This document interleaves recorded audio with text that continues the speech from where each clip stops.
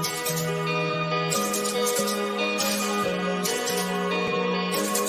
muzzle is off.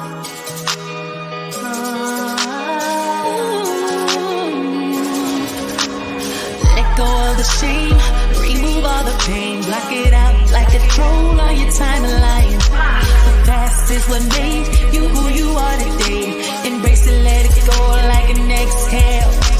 Remove it, remove it, remove it. The muzzle is off.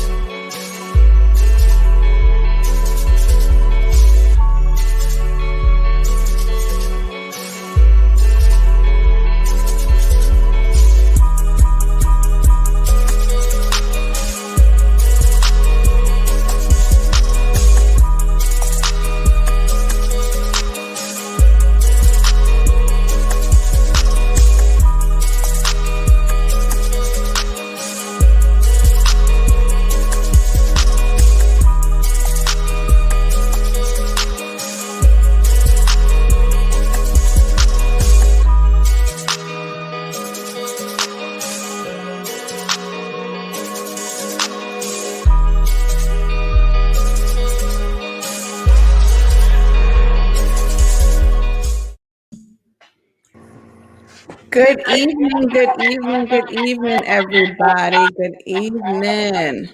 I hope everybody is feeling all right tonight. I am feeling good on this good snowy night in the Northeast. I hope y'all are all right out there, okay? It is snowing, and we all should be glad about this snow. Some of y'all need to stay in the house anyway for the simple fact that y'all keep spreading this good coronavirus all the way around. So maybe you just stay your little selves at home. We all can be free one day. How about that? But anyway, welcome everybody. Welcome to the Muzzle is Off podcast. I am your host, Nakia Monet, and we have an extremely special guest with us tonight. Once again, let us all welcome in the wonderful Focus James. Hello, everyone. I'm so happy to be here. Thanks for having me once more. And again, and I love that middle name, Monet. My daughter, you and her shared the same middle name. Her name is Simone Monet. Oh, I love it. That means we special. Let me tell you something. Anybody who knows me knows I absolutely love LOVE, my middle name. I don't know why. I literally have an affinity for the middle name of Monet, and I love my middle name. And everybody that has a daughter, I always tell everybody, oh, her middle name should be Monet. And they'd be like, wow, because it's my middle name and it's a wonderful middle name. And everybody's child should have the middle name of Monet if she is a girl. So needless to say, that's because your daughter's a very special person. Only special people have Monet as their middle name. Yes, yes, I agree. I love that name for the. I forget what it means right off the bat. Do you recall? Mm-mm.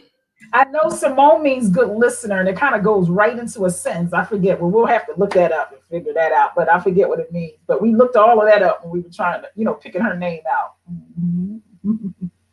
Really? Well, see, that's wonderful.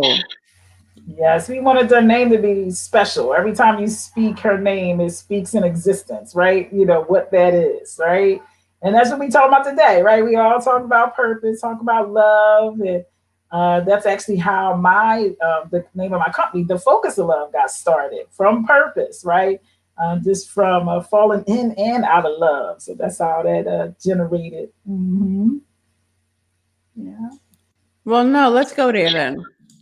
With regards to your business, because let's talk about that. We didn't necessarily, if you tuned in last week, y'all know Focus was on last week with the panel, and we discussed a lot. We are truly discussing discovering purpose, because I believe that, as I said last week, I keep saying this to everybody everywhere I go. Everybody needs to know their purpose. Everybody needs to know why you are here. Everybody needs to know what you are destined to do. Everybody needs to know what you were called to answer, right? And I think that in my opinion, oftentimes we have issues in relationships, and not just romantic. I'm not just referring to romantic, finding, you know what I'm saying, that special someone. I'm talking about how we relate, period, in general, to people. We have issues in relationships because we have failed to recognize and realize and live in our purpose. So please give us some history on your company, how you started it, where it came, like what gave you the drive to help people in general discover their purpose. Yeah, thanks for asking. Girl, pain. Pain is what got me driven to help other people discover their purpose. And listen, so most people, some people wake up and they'll know their purpose. They're a tree hugger or they want to save the whales, right? And that's a wonderful thing. But most people is an evolution of necessity. So it's so okay if you don't know your purpose now, because we don't teach that in most of our religions, and definitely not our schooling system, about the importance of knowing your purpose. But for me, it derived from pain. At 16, I went into a church looking for God to be my protector and my father. I had just found out my father had possibly committed suicide. So I was devastated. At 10, Nikita, I found out at 10 that, well, not found out at 10, I came in the door with a house full of people and they told me my father had an aneurysm and died.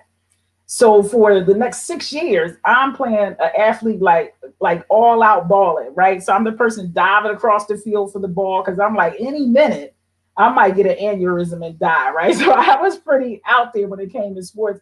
And I played volleyball, basketball, softball, I ran track. So that's where I poured my energy in that fear. So it kind of worked for me to a certain degree. Even got an Athlete of the Year award, MVP, all kinds of wonderful things. Yet it was the undercurrent of fear, right? Can I die like that, just out of the blue? And then at 16, I was feeling so sad. Like, where is my dad? Like, that was so unfair for my dad to die. Because at 16, it's the father and daughter dances, right? The advice you get from your pop about how to date. So there was a real missing there. And I just was so sad. And my mom called my brother and said, you got to come talk to your sister. She's not out of bed yet. And it's like noon. Now, mind you, I'm an athlete. So I get up every morning, 7 o'clock. I'm working out, jogging or whatever, getting to some kind of, a practice. So she's worried. And he comes and tells me that God could be my covering. God could be my father.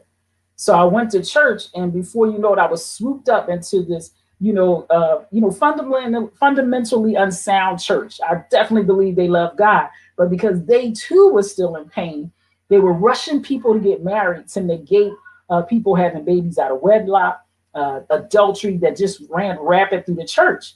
So I was a side effect of unhealed hurt. I was a side effect of people missing their purpose and just trying to exist and get through it. Right. And as a result of that, I'm walking down the aisle at 18. Right, Nikita? Anywhere in the world. And listen, it's 2 years later, I still didn't get healed in what I came for. But I've been on the usher board. I've been on the choirs. I was, at the events where you dressed in all white, but I'm still just as hurt as I was when I walked into the door, because that wasn't addressed. It was just now me being part of the community, and that does not equate healing. Right.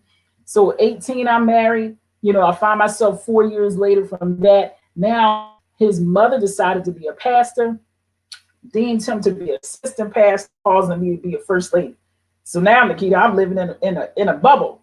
I'm living in this bubble where you're supposed to look a certain way, tilt your head a certain way, where you dress long enough, make sure you're speaking kindly and sweetly to everyone, nodding your head, right? So, and he was stressed as a young man, right? So your purpose is normally going to derive from some sort of pain. And once you get over it and through it, is the clarity that you'll get of your purpose. So listen, it's so okay if you haven't gotten it yet. But that took me there because, unfortunately, in his stress of it all, being a pastor, being so young, we had a 3-year-old. We brought on a nanny because it was just a lot we were trying to manage. He ended up cheating with the nanny. So it was so devastating to me that I came to church trying to get rid of all of this pain and hurt and drama of life, only to have it still right smack dab here in the middle of, the church folk, right? So unfortunately, I walked around for like 10 years making that complaint that church folk ain't, y'all fill that in. Pastors can't keep their thing in their pants. I was literally, walking around with so much, and it was weird, Nikita, because I was kind of like in this weird place of forgiveness, yet walking in my purpose, because I was telling people, about how you can forgive and, God to heal. But yet there was also an authentic part that still was broken and kind of sour with God. Like, why me, dude? I came in your church for healing and I got all this shenanigans, right? So it was just this unresolved, essence of why me that was there, which a lot of people have that question, why me? And if you guys know, Les Brown, he'll go, who do you recommend? Right? Right. If not you, which I think is a very clever way to say, why not you? Because there's a lesson to be learned. There's something that you can further teach once you learn, the lesson. So for about 10 years, I walked around telling that story. I went to about 37 states trying to learn leadership, forgiveness, relationships, the dance of humanity, any convention, right? Any workshop you can get to. Went down there to TD Jakes. What was that big event he has when they shut down the whole Atlanta? What's the name of that one? I can't remember right now. What the woman thou art I didn't go. I missed that one, but it's the one he has every year normally. It escapes my mind right now, but it's a huge event. I actually went there. Listen, just really trying to heal, just trying to still figure out where is God in all of this. And that's actually how I discovered my purpose. I went down there. I actually was leaving with $17, didn't have a hotel to stay in, but God had told me I was moved to be there, that there was a lesson to be learned. And walking out the door, my mom gave me $20. And she said, you going where? With what? She fishing in her pockets. Well, I got $20. Let me give you the $20, right? So, because she looking at me like, where are you going or why are you going? And my cousin put me on Greyhound because he worked for them at the time. And so that's how I got there. So literally for 4 days, God provided. I woke up as I was sleeping in the Greyhound, and I saw in my dream these French doors being open for me, that's where I was going to stay. So I began to call people in Atlanta saying, hey, coming to Atlanta, this kind of set in the window, but didn't ask. I was like, God, let me let you be God. Let me see how you're going to make this happen. And then I get into the lobby of the main convention. And I'm pulling my luggage and I'm telling people my story, that I saw the French drawers in my dream and I don't know where I'm going to stay. And I saw out of the corner of my eye, this woman walked behind me, and then she came back and she said, you need somewhere to stay? And it's like 10 people around me at this point, because we're all sharing testimonies, talking about how we got there. And they all stopped. And I even saw this woman grab her mouth like, oh my God, is this getting ready to happen? Right? And the woman, I said, yes, I am looking for a place to stay. She said, well, my girlfriend backed out on me, so I have a place. I said, oh, no, honey, she didn't back out on you. God was making room for me. Right?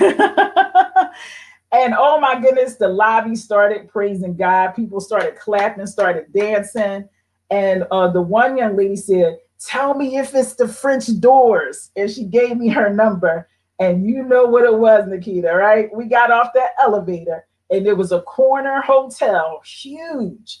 Big king size bed. You had to walk up steps to get to the bed, and it was French doors, right? Look at God, his mercy and his grace, even in our folly and our uncertainty. Sometimes when we're bitter at God, upset with him, he's yet good, guys. He's yet good. But even then, I still wasn't clear on my purpose. That trip was to let me know that God was my ultimate provider. That although church is a place to commune and fellowship, that he is the ultimate provider with my $37, right? And that he'll utilize other people that are Christian or not.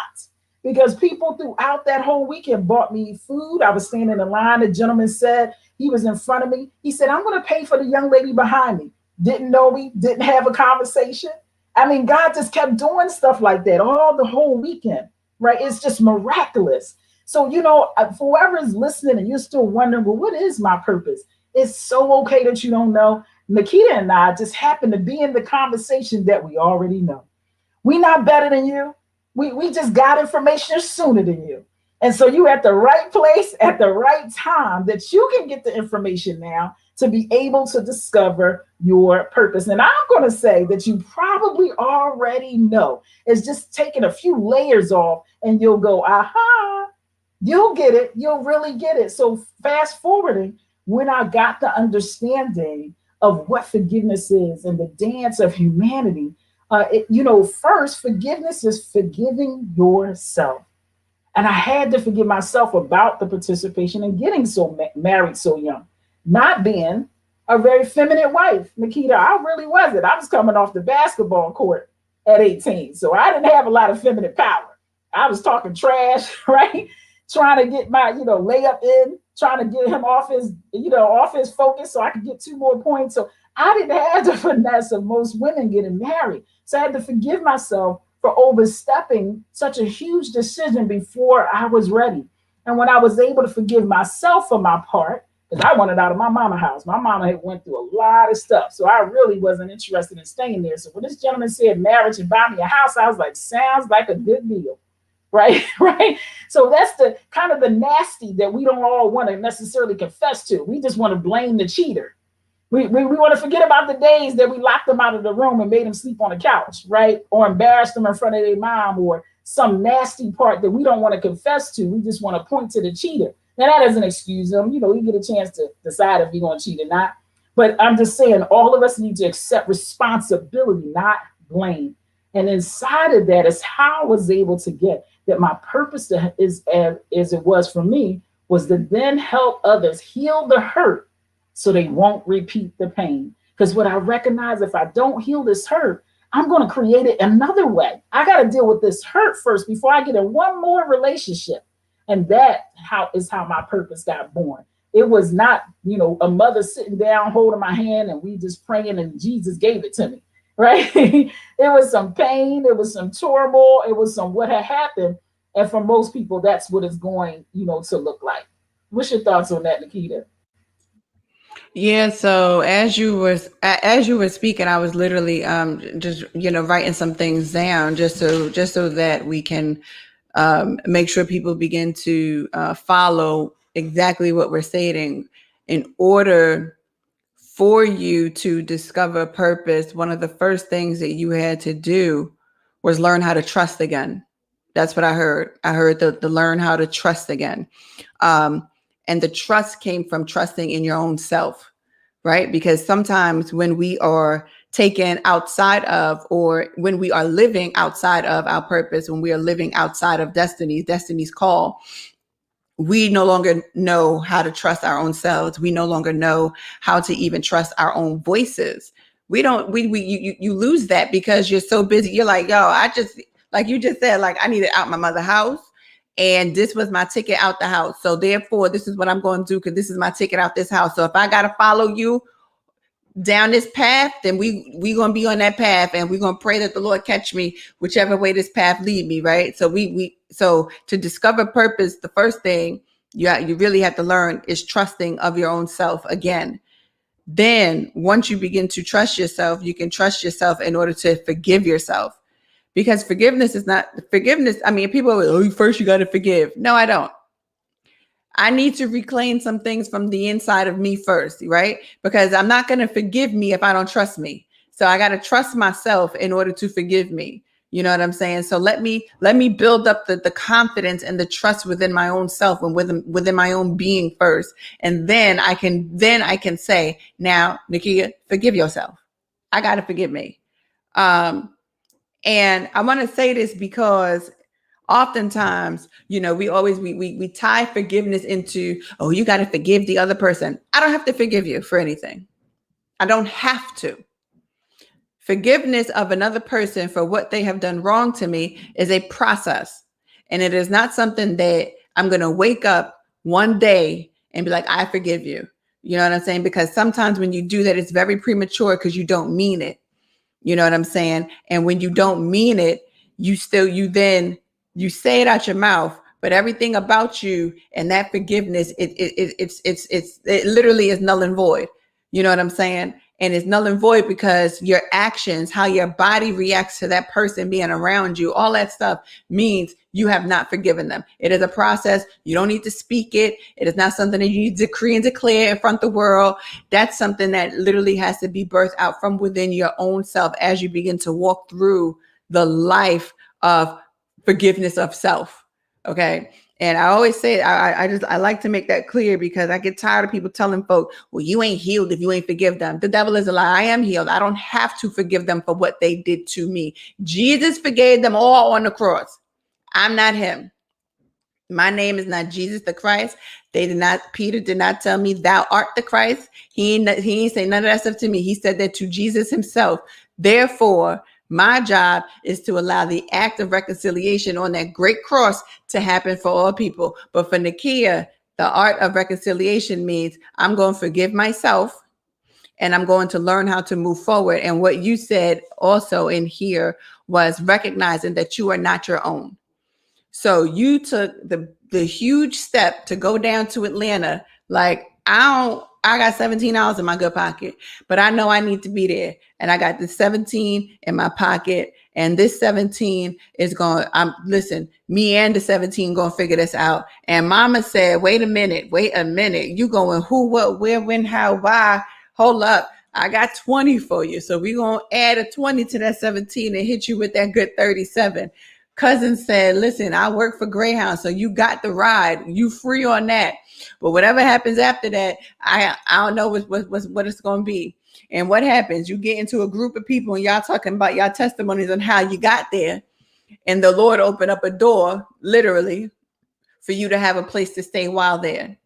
And that's the thing that we all need to recognize is that in order for you to discover your purpose, you have to know that you are not your own. You know what I'm saying? You have to know that from the depth of within you, that you literally are not your own. And that at the end of the day, when you trust, there always will be a way made. Whichever way that is, because the Bible also tells us that he will give us a way of escape. And sometimes those of us, we don't like that way of escape. So we stay in the foolishness for way too long and wonder why we jacked up. But we ain't talking about the jacked upness. We're talking about discovering purpose. But let me say that some of y'all can't discover purpose because you stayed in the way and you did not meet the way of escape when you were supposed to. So then you end up jacking yourself up and wondering why you now running around here confused and stuff, because he gave you a way out. Period. Let me say this. One of the things that years ago, when I learned, when I really read the Bible to understand it for myself, and I read in the good scriptures where he said that he would provide you with a way of escape. Let me tell you what I told the good Lord.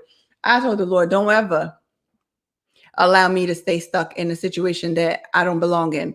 Point blank, period. Make that way of escape plain, right?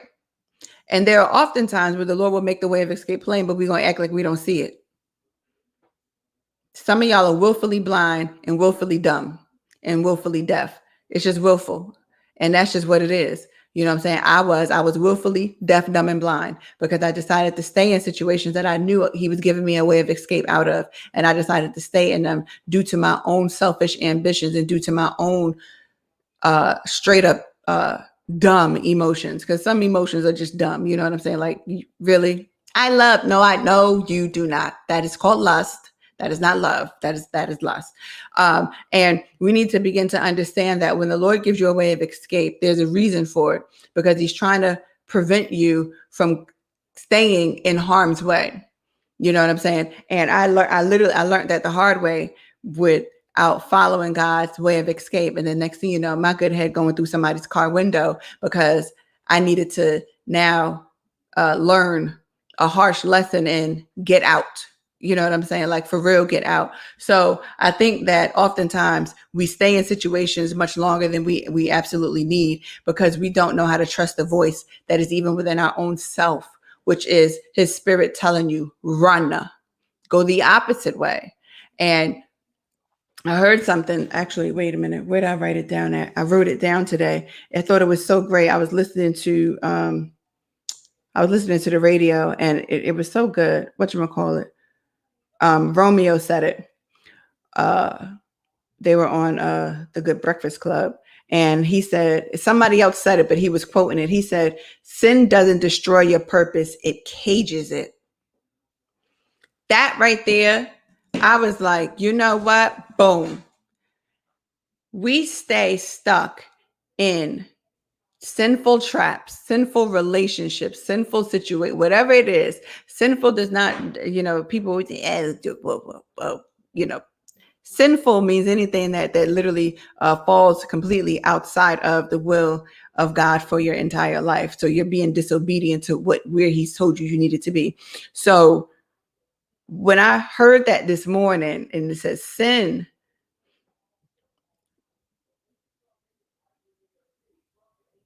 doesn't destroy your purpose, but it cages it. When you literally live in a lifestyle for an extended period of time and you can't seem to find your purpose, check what you're doing. Because your purpose is literally being caged until you become free. And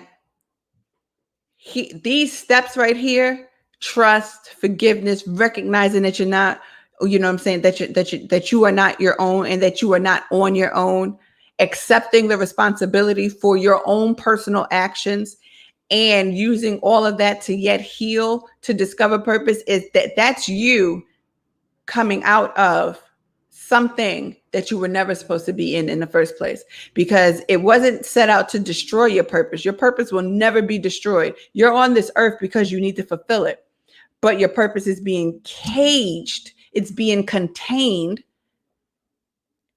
because you can't get to it, because you yourself are caged. You yourself are contained. Your mind is caged.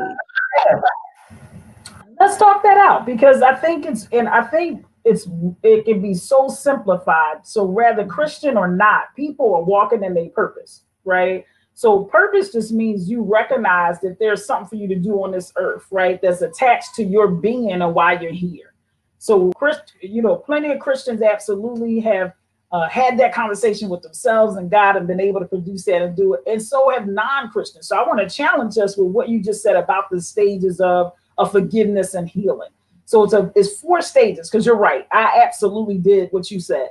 Because my husband was a pastor, because she was the nanny and the first lady, because we were Christians and dancing that dance called Christianity, I immediately said, well, I forgive them. And I was nowhere near that. I thought that was the expectation of a godly woman who was a first lady, of a godly woman who was a first lady that had a 3-year-old, right?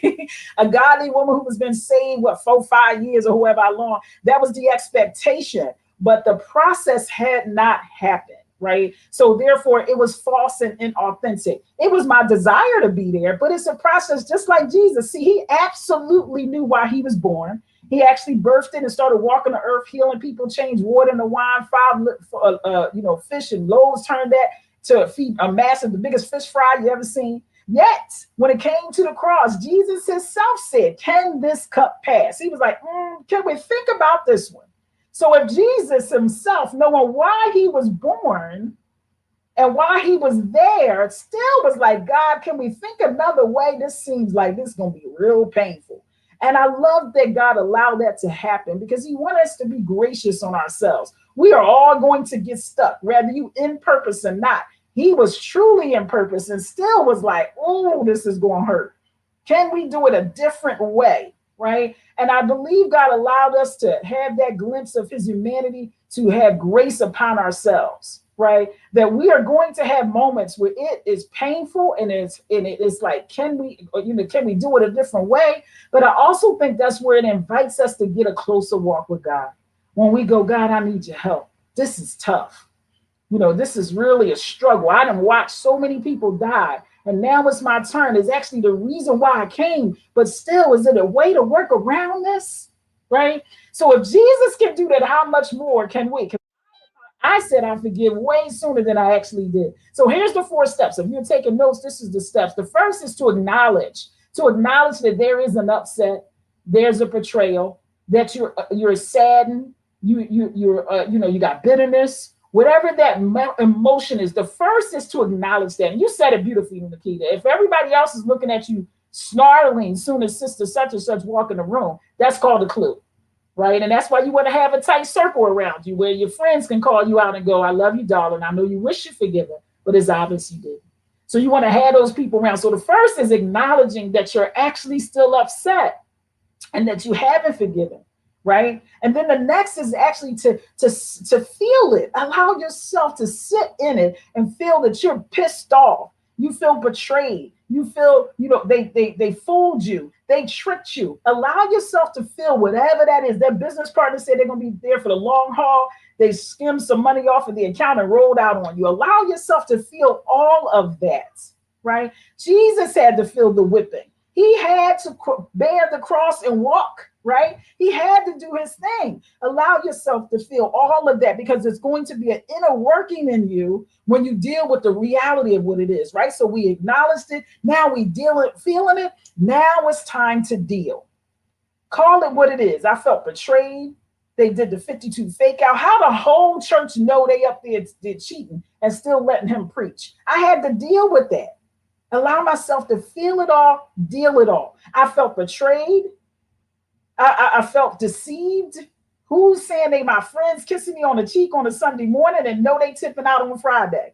Who was going to allow yourself to feel all of that? Otherwise, you're just deceiving yourself, and God knows it anyway, right? So allow yourself to feel that. Why? For a couple of reasons. You're learning many lessons in that for yourself. And Nikita said it wonderfully. One, once I began to recollect and remember certain things, I was like, oh, that's why she said that. That's why he touched her that way. And I started putting all kind of pieces of puzzle together that I really didn't want to see. And I realized I actually saw it, but kind of tucked it away because I didn't want to deal with it. I didn't have the maturity. I didn't have what I thought I needed to deal with it. And then the last one is to heal. The last one to heal, which is still a process. And the first thing I had to recognize, because this is the part that's so important, the part that you played. Just as much as they pretend that they didn't know that they were cheating, I pretend that I didn't know they were cheating. So I'm just as guilty as them, and it's my life. So it was easy for me to blame the church folk for not telling me. It was easy for me to blame the woman for sneaking with my husband. But I didn't call him out like I needed to about staying out late, not coming in the house. Where's our sex life, right? So it allows us to not blame, because there's no power in blaming. You just feel more shame, more damned, more guilty. No power in that. We don't need that. It's a responsibility. So that, like Nikita said, now you have a heightened awareness of yourself, your being, and you can trust your voice. Now I can see what I really see. I don't have to act like it and play that game. So that's the 4 stages of healing. You need to acknowledge it, allow yourself to feel it, allow yourself to deal with it. Now, dealing with it, that's the struggle right here, right? Because a lot of people will feel it. It's called anger, and they'll show out in all kind of anger. Especially you hear the people, I just had to get it off my chest. You gonna love me or leave me? They leaving, boo. They leaving by the groves. Right? Nobody want to be around that stink kind of an attitude. So people normally get stopped at anger, remorse, or resignation, where they just write off everybody. So after you feel it, right, we want to move to dealing with it. That's where someone like myself as a life coach walk you through that, because it's a process, like Nikita said. If we could have dealt with it by now, guys, we would have all dealt with it by now. So we need some extra support, or a therapist, or a good book, a Jesus moment. Whoever you follow, go back to him, Muhammad. But you're going to need a breakthrough. It's not going to happen most likely on your own. You're going to need some support, and that's so okay.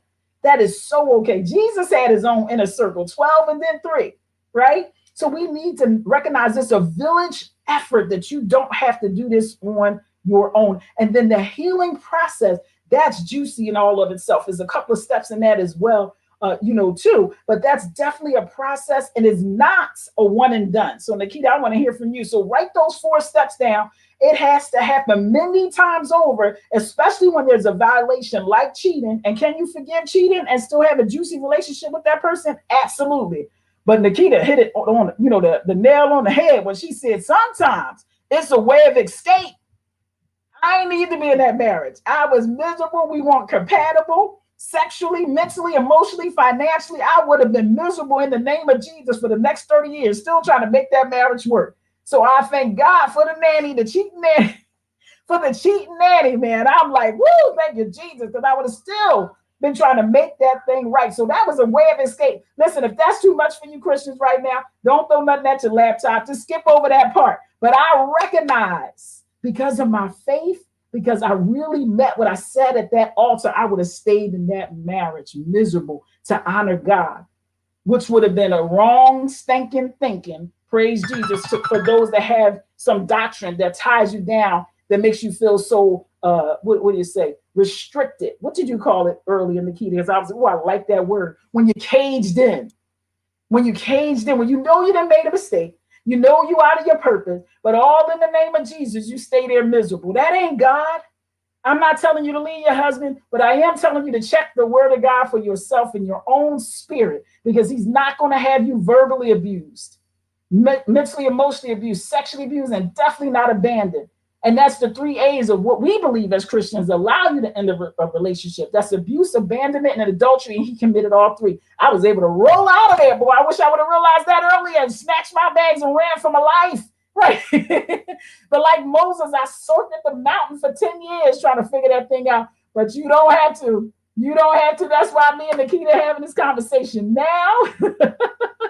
You don't have to feel lost and alone looking for your purpose. We are here to support you, to have conversations that, if Nikita, you know, you might not feel this way, but I wish someone would have had this kind of conversation with me way back when. But no one knew to have that conversation. I think we're in different eras where we're more open to talk about sin, to talk about how every marriage ain't God, to talk about adultery and cheating, and really talk about the process of healing, and not be fake and phony that because you now know you can immediately forgive. It's just not reality of what it is to be a Christian. What's your thoughts, Nikita?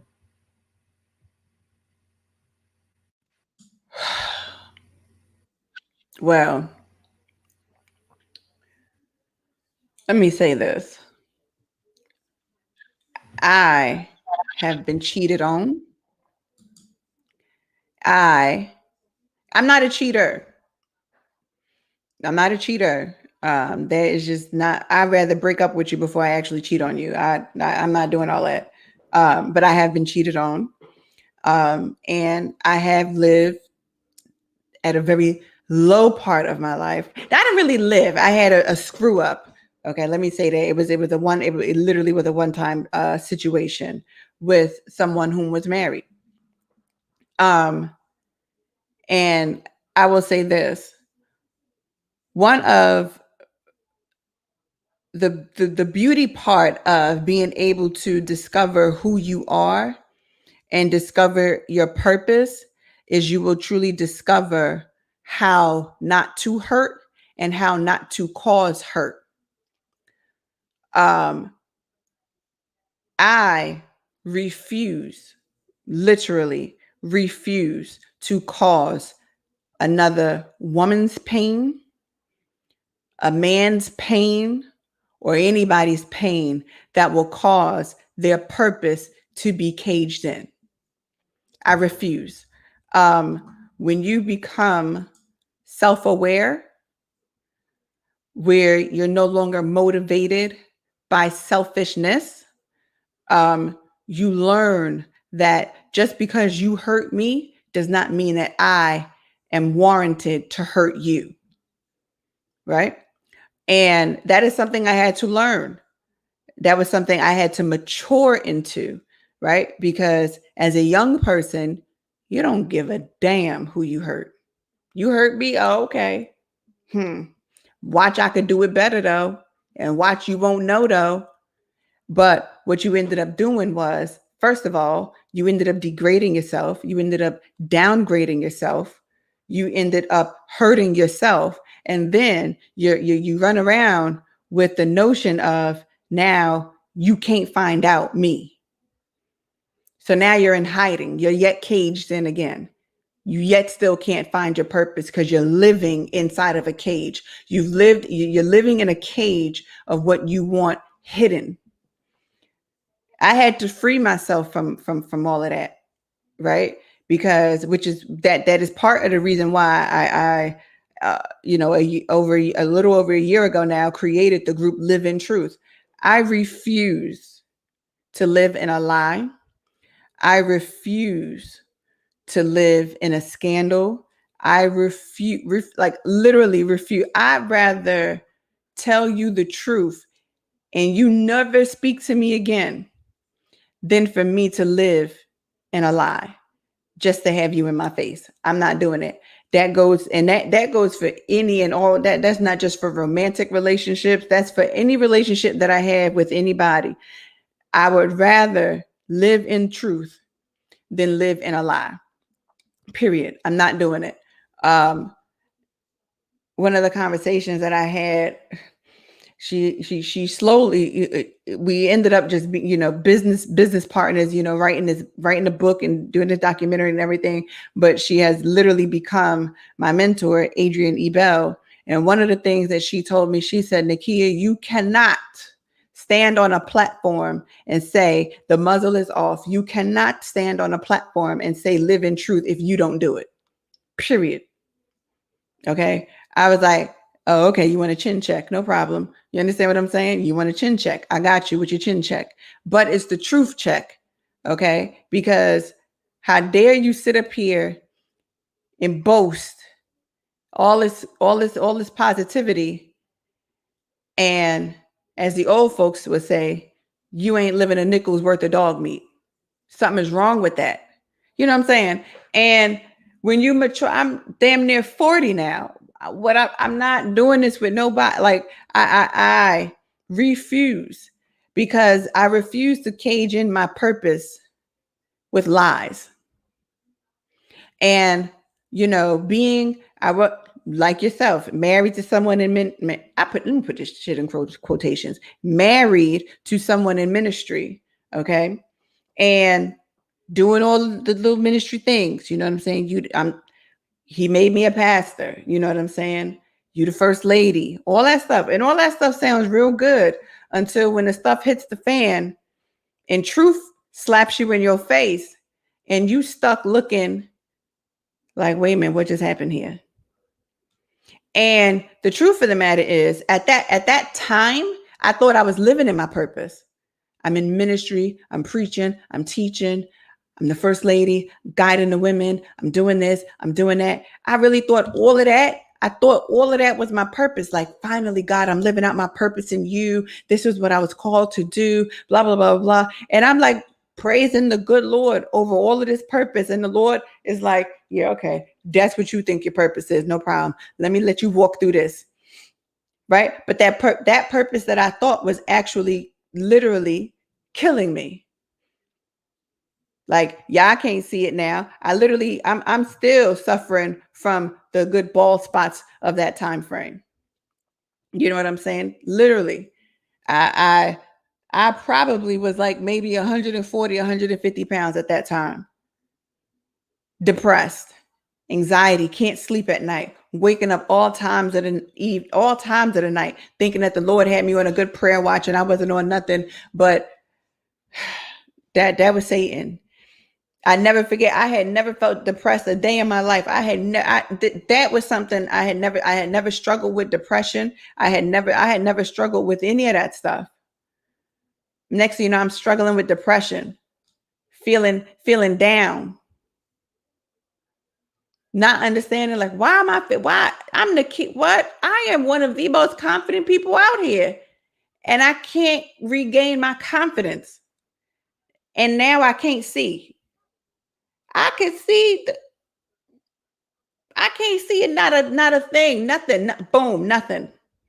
You know what I'm saying? And that's what I think. I think that's what happens when you truly are living out of the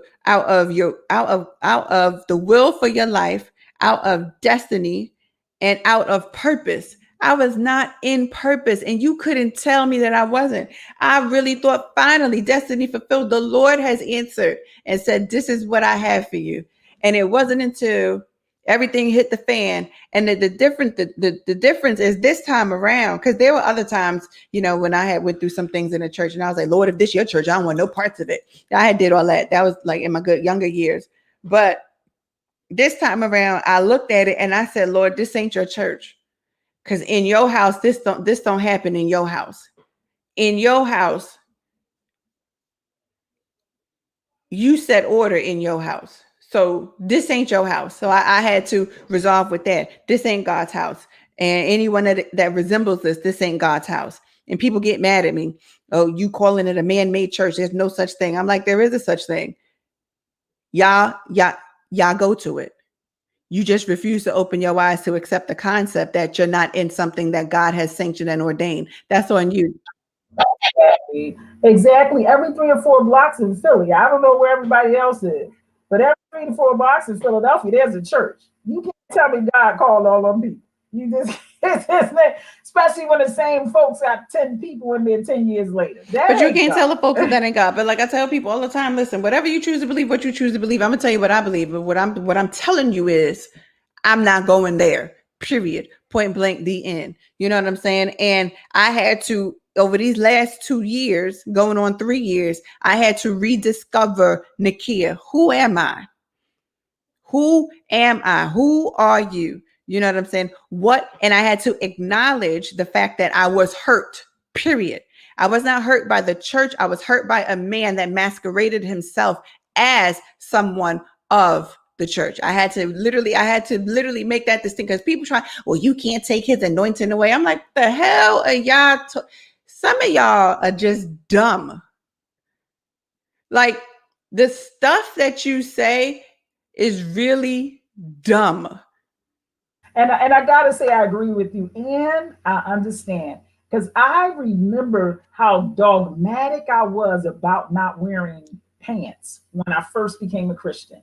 I remember how dogmatic I was about not wearing makeup and earrings. And if I would have missed that era of not wearing perms, I would have been dogmatic about that. Most people are so indoctrinated simply because they're trying everything possible to have something to believe in. And when you're not healed, when you don't heal the hurt, you'll repeat the pain.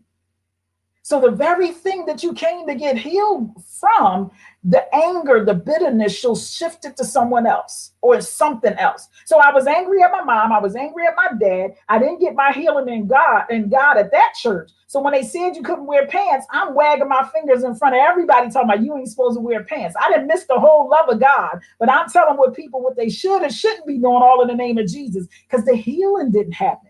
So I just shift that anger to something else that sound righteous when it really just was self-righteousness. So what we're seeing in church is all of these people making demands and indoctrinations and giving hierarchies to their pastor. We got a lot of women in the church who got the daddy syndrome, and they shifted to their pastor simply because they haven't healed about what had happened was with their own daddy. And if you don't heal the hurt, you're just going to repeat the pain. And so when the scandal comes out and he slept with the niece's sister that used to walk the dog, now everybody devastated. The whole church is broken down. People split, and 5 more pastors come out of that and all start churches, right? So we really got to be responsible, not blame, because there's no power in blame, but be responsible for these sheep that God has given us. We can't just keep opening up churches because we didn't fill out with the bishop. And now you a pastor. When God didn't call you a pastor. God didn't call you to be a pastor. You just leave and go to another church, sir. That don't mean you're supposed to start a whole new flock. Now you out of purpose and you got these other 50 people out of purpose. You know, we got to take care of one another, but just as important, we got to heal this hurt, because we just going to keep repeating this pain, spewing it all over these other people. And it's going to be in our doctrine, and we're going to make the hurt some kind of religious sacrament that we all got to follow now. So I walked in, and people, they wanted you to get married in 6 months because there was so much adultery going on in fornication. Where's that in the Bible? Where's that in the Bible? You're supposed to court people and know who you married in 6 months. It wasn't nothing biblical about it, but people covering up their pain. And I love how you're being so vulnerable and open right now, Nikita. Just letting it be known that doesn't the way he lived his life doesn't demean who God is. It was a choice, his choice of how he portrayed himself to the people of God, himself, his purpose. Just an individual happening occurred, right? And that way we leave space for people to reconcile with God. Because sure enough, I was bitter. I was like, dude, I came from this craziness to your house to get healed, and you just let me get in more craziness. Where you at? So that trip to Atlanta really rectified all of that. He like, I don't need no church to prove to you who I am. Right? I don't need that. You thought you needed that. right? And again, I was indoctrinated. I'm 16. I'm listening to an older brother, right? He got, status. I'm like, okay, well, he know what he talking about. He's 19. He a preacher. Oh, okay, this is it. Again, daddy issues. So I'm shifting what I wanted and needed from a father to a 19-year-old young man. You can see where that's off right there. And then shifting to a pastor who was doing other things. I'm not even going to name it because everything don't need to be said. But fundamentally unsound doctrine, trying to rush people to get married at 6 months. And all of that to keep having a butterfly effect, because we need to slow down as church folk, as folk, period. Slow down to speed up. I promise you it's worth it. It appears to be heavy to find your purpose, but it's not. Nikita, you saw us last week with Tiffany. 3 questions. She knew her purpose.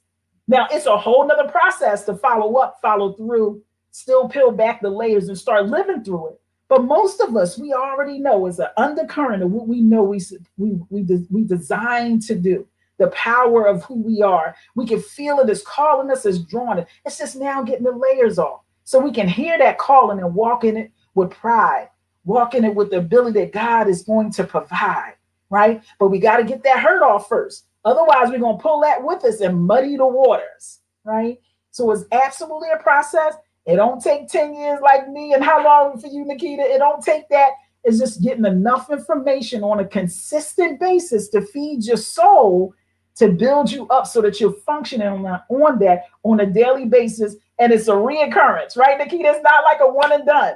I have a coach. I have a therapist. I have a village that keep reminding me. So on my days when I want to be depressed, sad, lonely, where my man at? All of these kinds of questions that's disempowering, I got a village to go, wait on God, honey. You stepped out at 16 and look at the mess you got in. You better wait on God. You better let God bring that man and unite instead of rushing and hurrying, right? What you think about that, Nikita? What you think about that? I think that that's imperative, because a lot of the times what we will find is that when we are outside of purpose, every relationship that we try to go into falls outside of that purpose as well. And that in and out of itself speaks monumentous volumes, because it will appear as if this relationship is purpose driven. But what's the undertone or the undercurrent of the relationship is it's not. It actually is yet and still caging your purpose, because it's outside of your purpose, And I think that when we begin to discover our purpose, we will begin to have purposeful relationships. We will make purposeful connections with people, places and things, right? Because a lot of times when you are outside of your purpose, the places that you go literally have nothing. Nothing of your purpose hits you when you're in them places. And that's just imperative. The things that you buy have nothing to do with helping you to push forward into your purpose.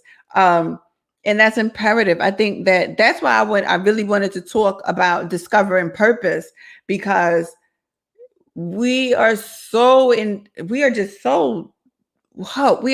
out of purpose that we have no idea how to obtain purpose, right? We shape our purpose in people. We shape our purpose in business. We shape our purpose in family. We shape our purpose in friends. And we have no idea, why am I here? Answer the question for yourself. Why am I here? That's what why am I breathing? Why am I a living, breathing organism on this earth? Girl, you're about to make me shout. I got to swim. Let me hold my mule. Somebody hold my mule. Why am I here? Do y'all feel that? Do you feel God asking you that question? The spirit of the Lord, the spirit of love, just a yearning. Why are you? That's a juicy question. Y'all about to make me cry here, because it's enlightening.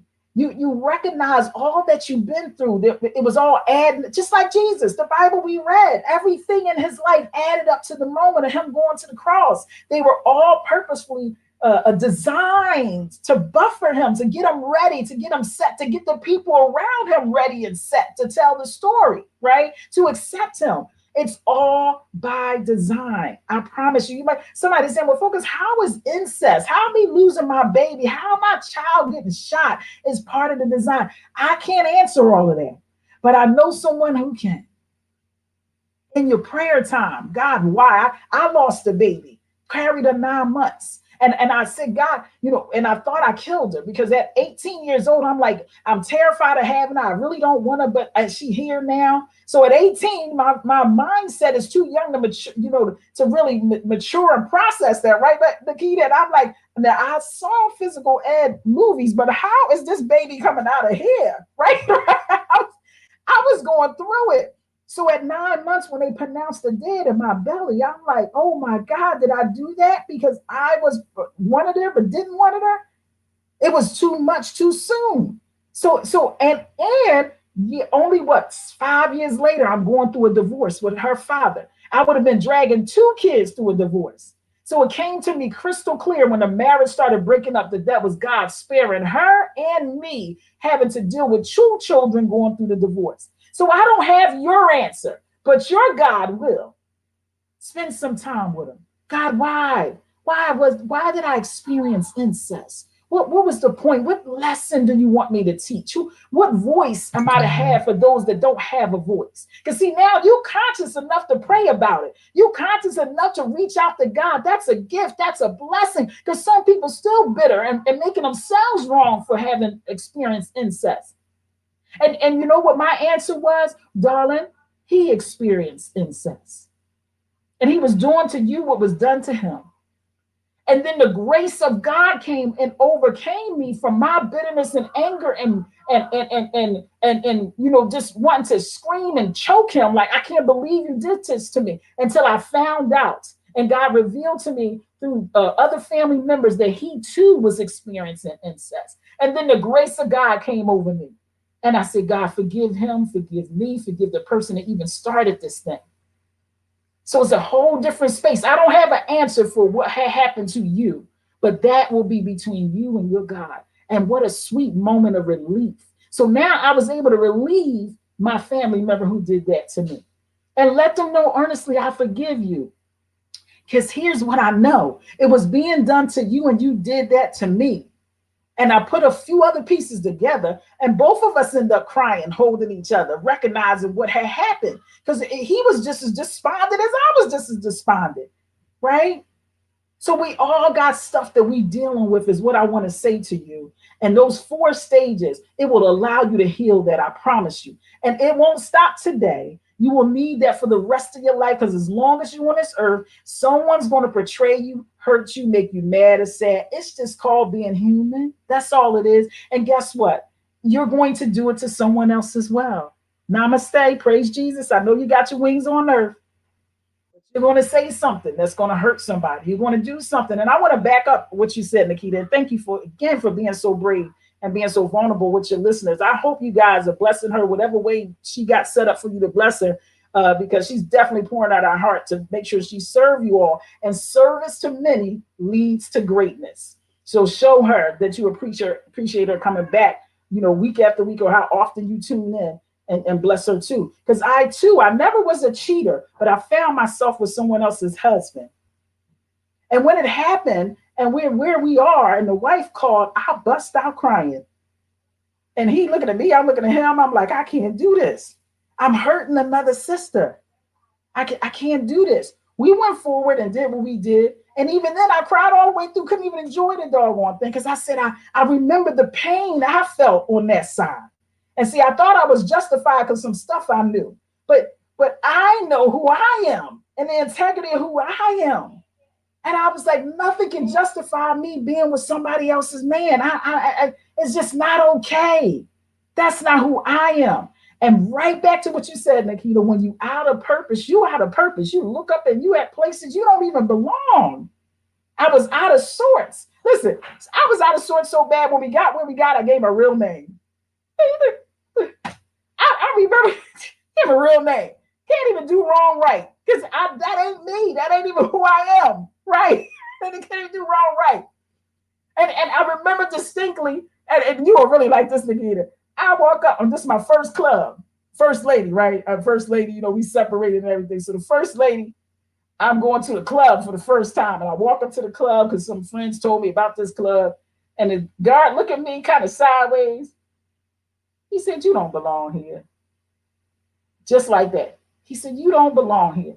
I said, "Can I just go take a look?" He said, "You know you don't belong here." He said, "You could go take a look, but you're gonna come right back."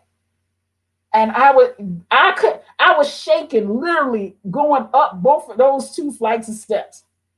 And all I can remember when I got up to the top of the steps and I saw them drinking and smoking and having a good time like you do at a club.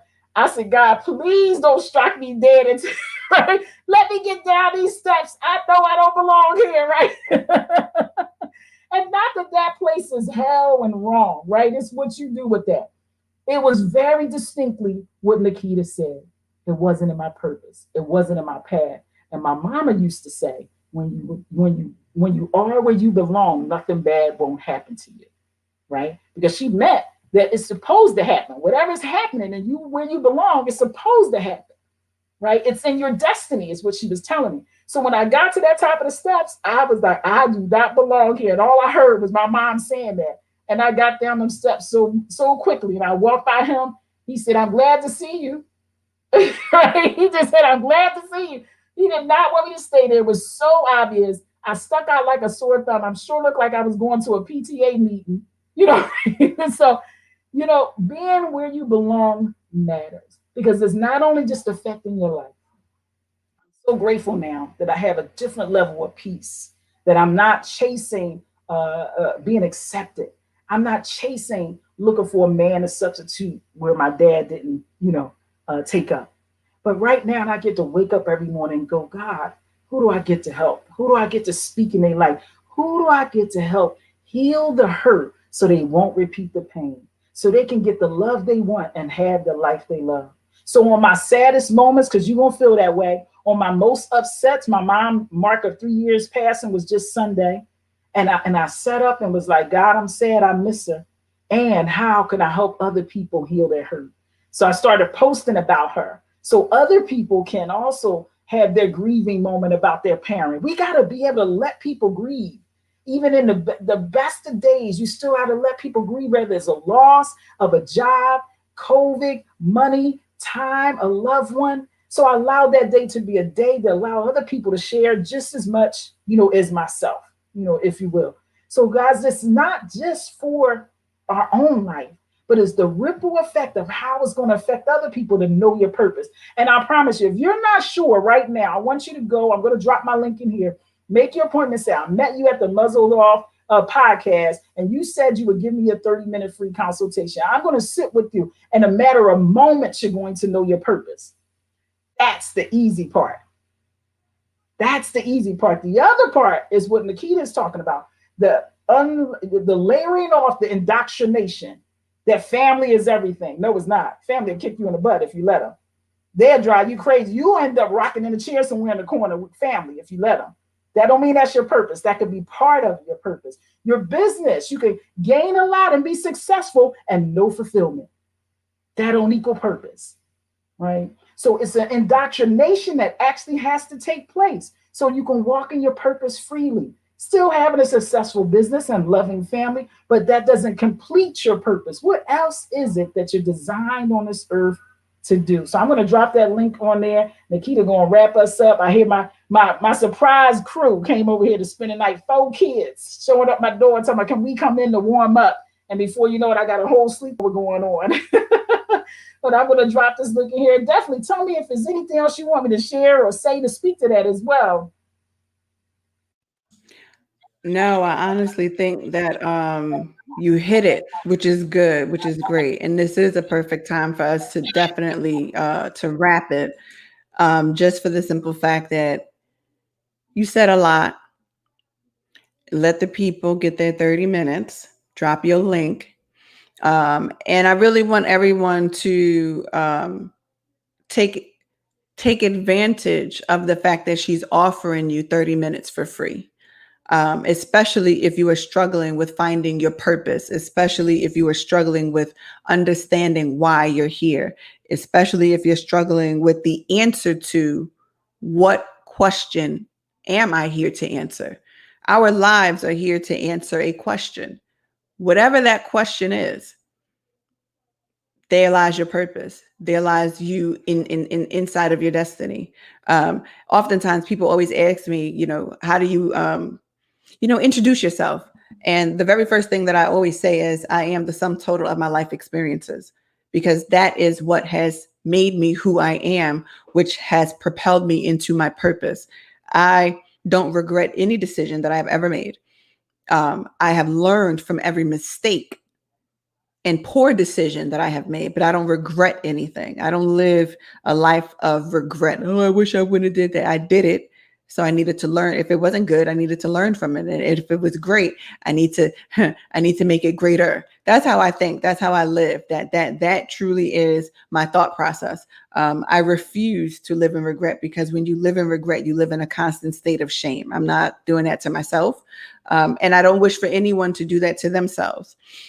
Shame, truth of the matter is, shame is what pushes you into depression. Shame is what pushes you into anxiety. Shame is what pushes you into low self-worth, low self-value, where you don't, you literally don't trust yourself. All that stuff. If you ask a person their story, it started with shame.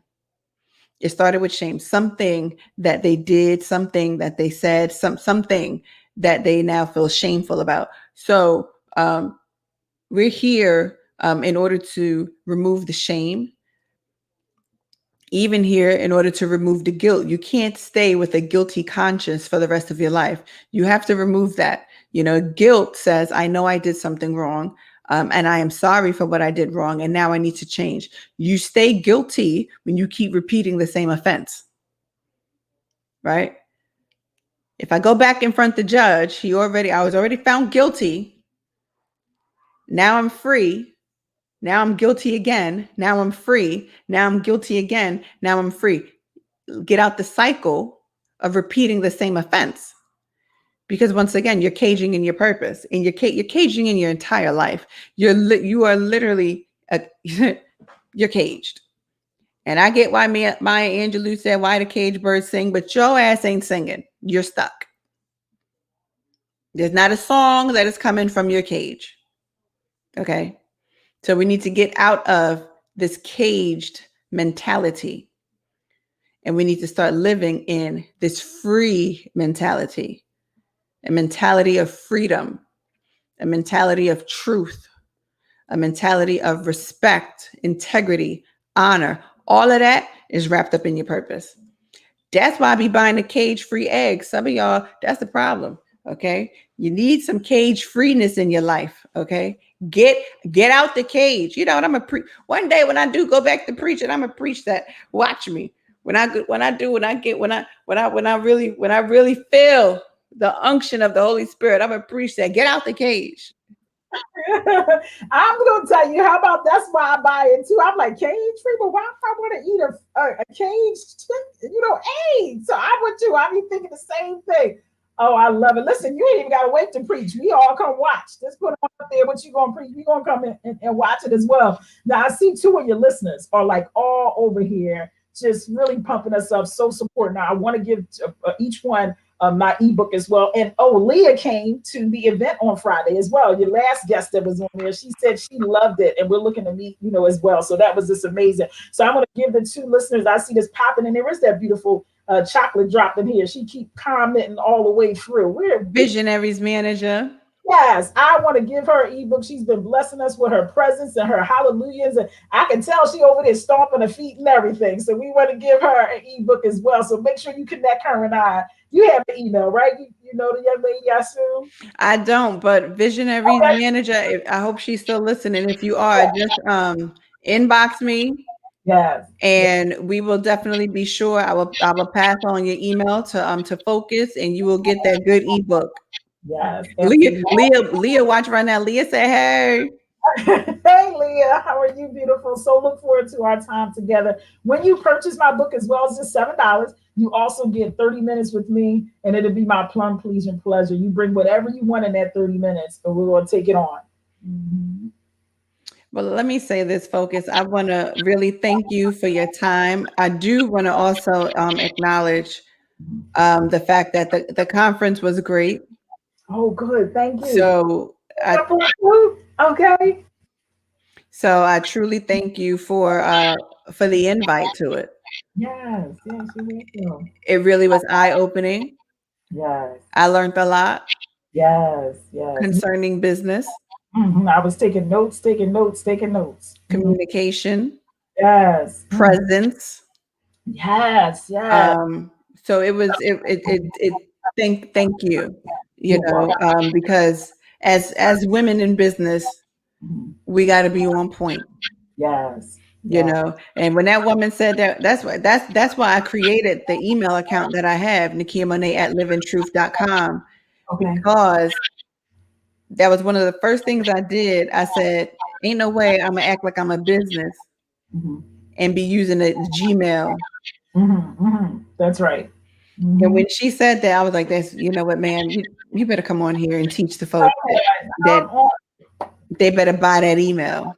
They better buy that email. Listen, guys, when you learn, you teach. So Nikita is teaching you now. If you never heard it, it just means it's a different elevation of communication. So you could buy one. I have one. Focus at focusjames.com. It's only a few bucks at like GoDaddy or any of those. Go on and set that up. It just makes you look more proprietary. People take you more serious. It's just that simple. But if you don't know, you don't know. So we just gave you that nugget for free. And I Hello. too, but we just gave it to you for free. Um, it's a wealth of knowledge, and it's a knowledge transfer, and I believe in that. So I thank you, for inviting us to it. It was wonderful. It definitely was empowering. Yeah, So I thank you for that. you're Um, welcome. this is when you're in purpose, and God begins to connect you with people that are within purpose. That's right. And this is the reason why I said it is important for you to know your purpose, Yes, because then you're connected with purpose. yes.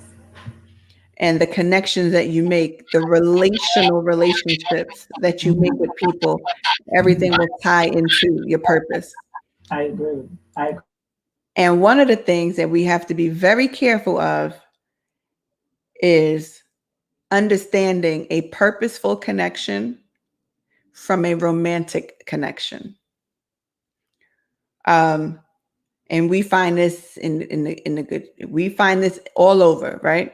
You find this in business, you find it in church, and you find it in your personal life. You always you'll hear stories about the powerful CEO that's sleeping with the secretary. You'll hear the story in the church of the pastor sleeping with so and so, and then you'll get it in your own personal life, where, as we call it in the church world, you sleeping with your assignment, right? A person that was just assigned to you, you then turn into something else. That takes you outside of purpose. You have to allow people to be in your life due to the purpose that they are in there for. And sometimes, and I've done it, Lord knows I've done it. When you taint the purpose, it's no longer good. Like, Lord knows I have had many good relationships cut off because we tainted the good purpose. And it was hard to repair that once you messed it up, right? Like once you cause these things. And I just think that for us as women, for us as men, I'm not a man, but y'all men, y'all people, we have to learn our true, authentic purpose, and how we relate to the people is all tied into that. If you, I'm a, Pastor Princeton called me a purpose pusher. That's who I am. That's why I talk about purpose so much. I am a purpose pusher.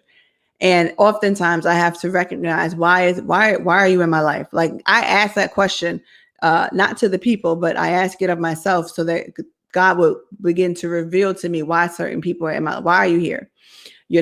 what am I here? What are you here for? What do you need from me? And what am I going to get from you? Right? What is this exchange? And we have to begin to understand the exchange that we have from people. You know what I'm saying? Is this negative or is this positive? Is this going to propel me or is this going to hold me back? All of that stuff, we got to figure all of that out. We're going to have this discussion once more concerning purpose. We're going to continue to have the discussion for purpose, because as I keep talking, I keep thinking about new things, and we got to wrap. Because I don't want the four guests to get restless, you know. I don't want them getting restless in the house, but we will do this again, because I think that it's imperative for us to really understand purpose. And the reason being is so that we're living a fulfilled life. I want everybody to be fulfilled. I want men and women alike. I want everybody to be fulfilled. And our fulfillment comes from fulfilling our purpose and living in it. So again, focus. I love you. I thank you. I really, really, really do. I really, really, really, really do. I love your spirit. I love the joy of you. And the love that you actually do display and you give to people. You're like me. We want to help everybody. And sometimes that help can drain us. Sometimes that help can actually hurt us. But I do know that, you know, for your own self, I just feel that your season of that the season that you were in, for like maybe like the last 2 years or so, of being disappointed and hurt is literally like over. You are literally like mounting. Okay. And sometimes it's so easy for us to give up. It's so easy for us to quit. It's so easy because people do not understand when you are truly a purpose pusher and your job is to push people into their purpose, you literally suffer a lot because of that. And I just know that it's like you're like that airplane that is just, and you're about to take off, you know? So I bless God for your life, and for everything that you do, and for everything that you're going to do and I can't wait to see. I just can't wait. I can't wait for COVID to be over, so that the platform that you were supposed to be on, you can go on that good stage. You know, it's like elevated, you know what I'm saying? Like you're like, you know, so I can't wait. And I'm truly excited. And I'm glad that we have connected, so that I can continue to watch all that you're going to do. I can't wait for that manuscript. I'm excited about that. I still got my piece of paper where it's written right here. I wrote it. It's staying with me. And I'm just excited. So thank you. Thank you for joining us tonight. Thank you for giving up your time.